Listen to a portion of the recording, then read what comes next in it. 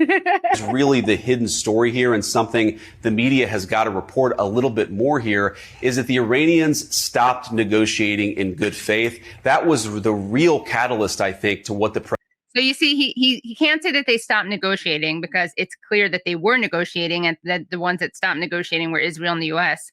So that they have to change it to they stopped negotiating in good faith, which is the funniest thing ever, because who has been in worse faith than the U.S. and Israel?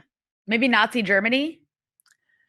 Maybe, yeah, it's up there. Yeah. Although, by the way, you mentioned these kill zones, basically these fake humanitarian sites that are luring them into kill zones. And it makes me think, like, the Nazis lied about gas chambers. They said that they were showers.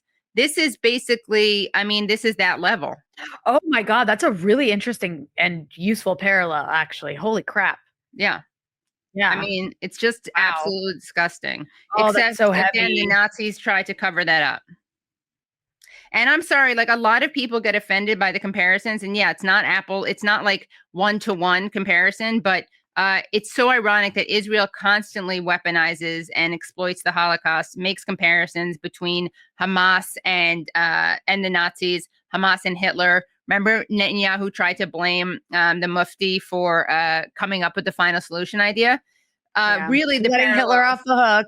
Yeah, I know. Seriously, that's called Holocaust denial, by the way, BB. So, but really, it's impossible to watch what's happening and not be reminded of some of the things that the Nazis did. It's all super reminiscent. It's like even worse because, like, the Nazis weren't live streaming it. Exactly. The technology didn't exist at the time. Right. And they wouldn't have live streamed it because they were hiding it. Yeah. Like, even if they had, existed. Even if we could make like a weird like celebrating it. The Israelis are celebrating it. They're like, we want people to see what we're doing. Exactly. It's like the opposite of the banality of evil. It's like the gleeful celebration of evil. Oh, this is great. We got another friend of show, Lindsey Graham. Let's see what he has to say.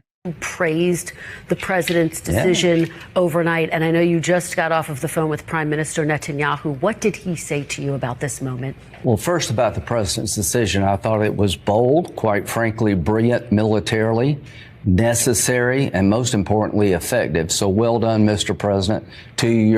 By the way, take note, you're going to hear the word bold a lot. That's one of the talking points. One of the talking points is no regime change, although we're going to see some violations of that talking point, but bold is a big one. Okay. Your team and our military is a fantastic operation that has substantially degraded, I think, Iran's nuclear program. Look, he's looking at his notes, by the way, you see? So I talked to Bibi just a few minutes ago. I talked to Bibi just a few minutes ago. I like that he calls him by his affectionate name. And whenever I've done that, by the way, it's sarcastic. It's not sincere. So he's bragging about his close relationship with Bibi. Way to debunk the idea that we're Israel's bitch, by the way. Even though Israel, we're Israel's bitch, but Israel is our bitch. We've talked about this before, Rania. And, what's his name? The one who I joked sounds like Chomsky, who was killed, the Hezbollah leader who was killed. Nasrallah? Yeah, Nasrallah. Yeah. He talked about, right, how it's not like Israel controlling the U.S. Well, I also think it's unfair to say Israel controls the U.S. because, like you said, we shouldn't, the U.S. shouldn't be modest. Right, exactly. It almost washes the U.S.'s hands of all its disgusting bloodlust. Right. It's true. So gross. And I said, what would you like me to say? Okay, literally, he's bragging about talking to Bibi and says that he said to Bibi, what would you like me to say? I mean, you can't make this up. Like being the stenographer of Israel or being the puppet of Israel. Literally Bibi's like the puppet master. I mean, I know that has anti-Semitic tropes, but whatever. He happens to be Jewish. I mean, would it be anti-Semitic if he was Christian in doing that? Yeah, exactly. Just because someone's Jews can do bad things too, guys. Yeah. Obviously, we know that. But yeah, I mean, he really is it's just crazy. What would you like me to say? Sir, what would you like me to say? And it's he's the dummy on Netanyahu's lap. Okay. What would you like me to say? He said, tell the American people Israel is profoundly grateful for all we do for Israel and very grateful to President Trump for what he ordered last night. Two messages. Thanks for being literally the spokesperson. Yeah, no. Well, yeah, and also Netanyahu's so grateful to the American people, and he pays them back by destroying their constitutional right to free speech. Yeah. Yep. He wanted me to urge the Iranian people to end this madness. Take this regime down and have a better life for yourselves and be part of the region in a new and different way. Wait a second. Did he just say out loud that they are trying to achieve regime change? Yes, That he did. Netanyahu is calling for regime change. This show should come with trigger warnings. I feel know. so They're like triggered built by all in. of You the should just always cursor assume. issues. I'm so sorry that to the audience that you have to watch this with us. Yeah. But it's incredible because Netanyahu was saying before that, they are not calling for regime change, that could be the outcome of it. But now he's actually explicitly through his puppet, Lindsey Graham, saying, please do regime change, Iranians. Yeah. And he said that the other day, too, on a video that he did. Yeah. And second, he wanted me to tell the American people, Israel's not going to live this way anymore. They're not going to live under threat from Iran anymore. Last night, they were attacked.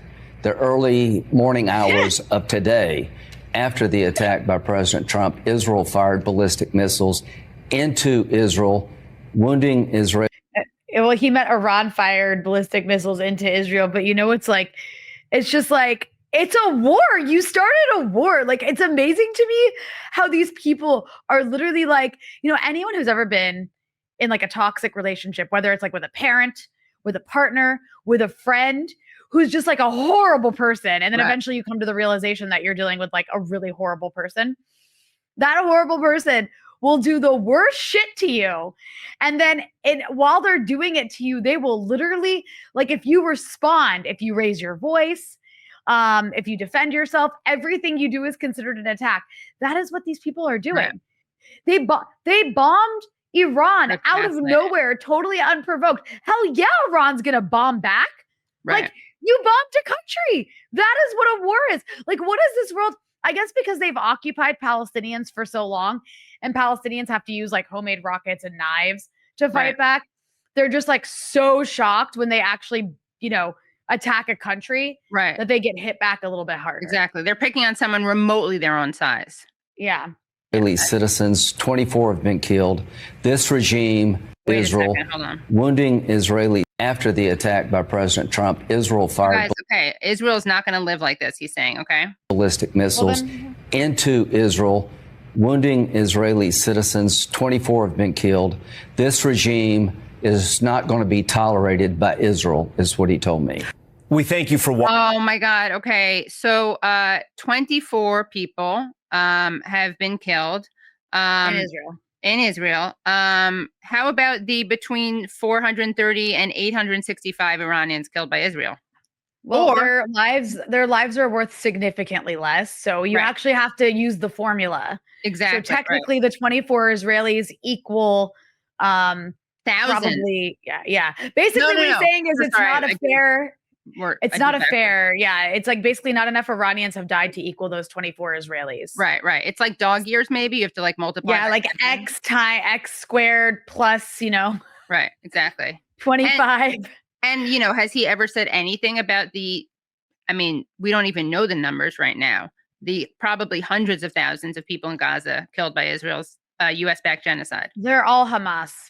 Right. Yeah. Or were tragically killed by Hamas because Hamas stands in front of babies and then begs Israel to shoot behind them. Babies, they stand behind babies and then, no, they start in front of the baby. Oh, right. Yes. To shoot them. And then as the Israelis pull the trigger and the bullet's on its way, they jump and dodge the bullet so it hits the baby. Right. Yeah. Right. That's it. Yeah. Even though actually the people who have been documented using human shields are the Israelis.